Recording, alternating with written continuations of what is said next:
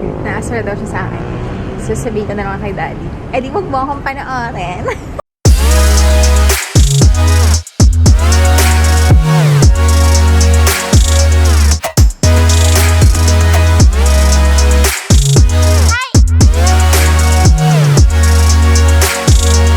What's up, everyone?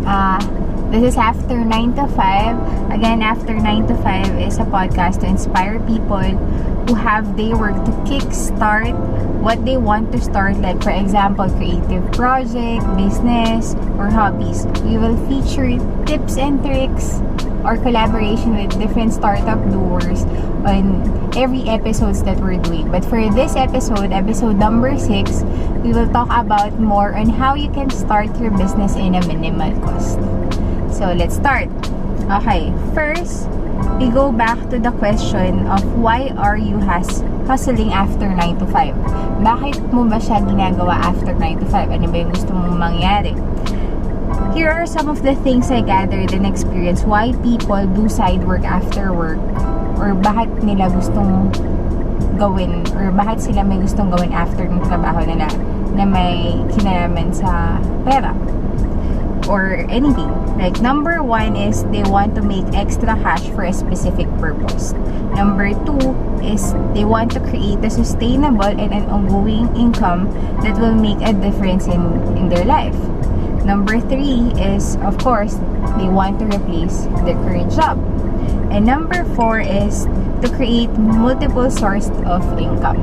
So, yun yung 4 things na nag-gather ko on why people want to start something after yung 9 to 5 work nila. So, right now, figure out bakit nyo siya gustong gawin. It's very important that you know why are you hustling or why are you doing it, diba? So for me, my first business was a retail type of business. My reason for doing it is to create sustainable and an ongoing income to help my family, to help my mommy and daddy, which is now, dun na kumukuha ng income yung mom and dad ko dun sa first business na ginawa ko way back 2015. It's a retail type of business. And I'm happy to say na yun nga, after 5 years of operation, it's already doing its purpose, which is to, yun nga, help my family.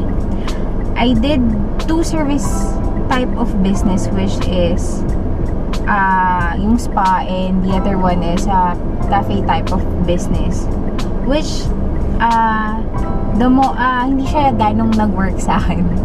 So 1 year or 2 years lang siya nag-last. So I have to put it on hold kasi hindi siya nag-work on my side. So the moral here is to find why you are doing it. The first 4 I mentioned can be the guide sa inyo guys on what you want to do. So yun nga, yung 4 is make an extra cash for a specific purpose. Like for example, you want to pay something, ganun. You want to buy something. Number 2 is to create sustainable and ongoing income that will make a difference in your life. Like, yun yung number 2 ko dun sa una kong business to actually help me, to help my family. Number 3 is to replace your current job. Like on my, sa episode 5 that we have, Carl Aguilar, who actually na-replace niya na yung current job niya into the business talaga. So, number 4 is to actually create multiple source of income. So, yun, ni-reiterate ko lang. So, next is, once that you have your mindset on why you are doing it, so, we can start, una talaga is, you should have the right frame of mind, sorry. Yun nga, parang lagi ko sinasabi, like from the previous episodes that I have, diba, parang why I am starting my podcast, diba, why are you doing it? It's very important that you have a strong reason on why you are doing it. Kasi again, diba, sinabi ko nga, parang when the going get stuff, diba, dun ka babalik. Bakit ko nga ba siya ginagawa? So, number 2 is of course, the willingness to execute and to act. Siyempre, hindi mo pwedeng gusto mo lang. So, dapat is meron kang execution. kailan mo siya i-execute or paano mo siya gagawin, diba? Parang nung sa episode 4 naman natin na na-mention naman yun ni Jolo or the willingness to act on what you want to do, diba? So, ito naman yung mga things that you don't need. So, tignan nyo you only need 2 things. Sinabi ko, the right frame of mind, and number 2 is the willingness to act and execute. Simple, diba? For you to start. Number 4, yung sumunod naman are the things that you don't need. Diba? So, number 1, you don't need money. You don't need money when starting something after your 9 to 5 work. Number 2, you don't need a business degree or any kind of specialized education.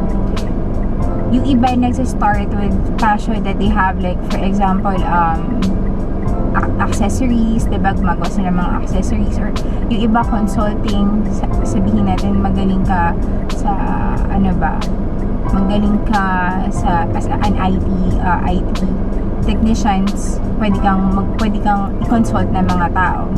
So you can get paid dahil doon, diba? You don't need employees. You might need to get help at some point, but not right away. So hindi mo kailangan ng empleyado agad pag nagsisimula ka. You just need yourself. Number 4 is you don't need experience.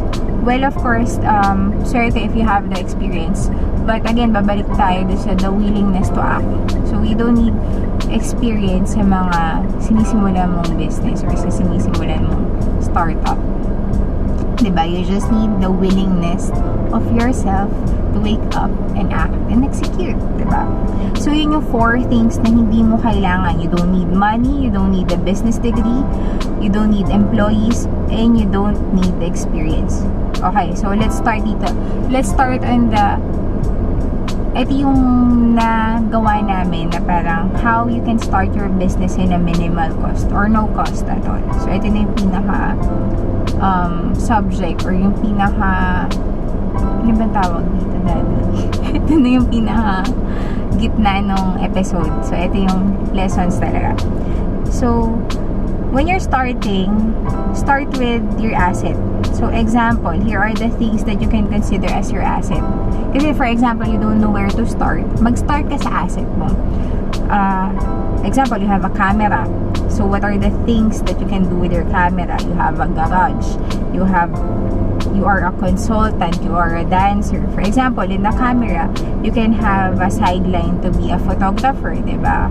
Or you can do photo shoot. Madami. Pwede kang mag-photo shoot sa birthdays, weddings, diba? Pwede kang... So, from there, you can raise money na agad on the thing that you want to really start, diba? Or pwedeng, kung yun talaga yung passion mo, you can build a business around that. Then, next is you have a garage. You can turn it into something like a restaurant, really restaurant. Like, for example, some of the people that not really people that I know personally, but meron kaming mga nakakainan sa South na they just open the grill restaurant after nung trabaho nila. So, meaning, they work parang hanggang 7 p.m. Then, umpisahan nila yung restaurant nila ng 9 p.m. hanggang 1 a.m. Then, every Saturday, open sila ng 5 p.m. hanggang 9 p.m. And, they're doing it because it's their passion. Ang passion nila is to actually cook. Pero may 9 to 5 work sila. So, di ba nakapag-start pa rin sila kasi kinonsider nila na yung garahe nila as asset. And then pa yung other things that you can do in your garage. You can do garage sale if you want to raise money, di ba? Some di ba, dun din sila nag-fix ng mga motorbikes nila, di ba? So, there are things that you can do in your garage. You just have to be creative on ano yung gusto mong gawin. Or, for example, consultant. You can be a event-based consultant. You can be an IT consultant. So, madami yan.